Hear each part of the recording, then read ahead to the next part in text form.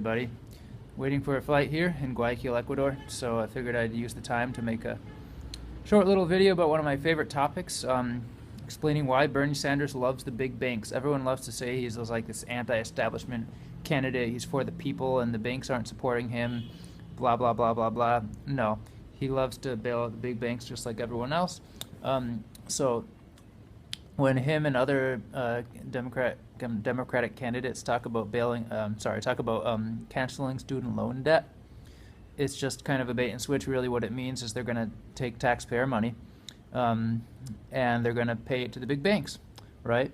They're going to take a whole bunch of money from people and then pay back all the student loan debts, which of course benefits the people with student loan debt, but even more so it benefits all the banks, which inflated the student loan bubble.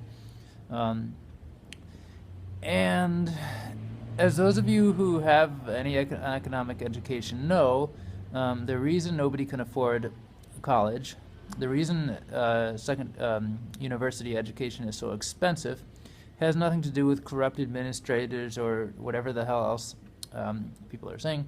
The reason is the primary underlying reason is because the federal government, the Federal Reserve Bank, is throwing ridiculous amounts of money into the education industry via the federal government guaranteeing student loans.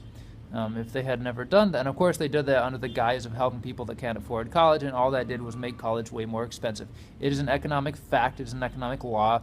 If you throw more money into an industry, prices are going to go up, all else being equal.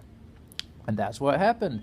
They put millions and millions and millions of dollars into the the education industry, and prices skyrocketed, of course. So now there's a huge student loan bubble. And what does Bernie Sanders want to do? He wants to bail out the big banks, of course, because he's not an anti-establishment candidate. That's just, he has a very good PR team who's tricking a lot of the kool-aid hipster crowd into thinking that.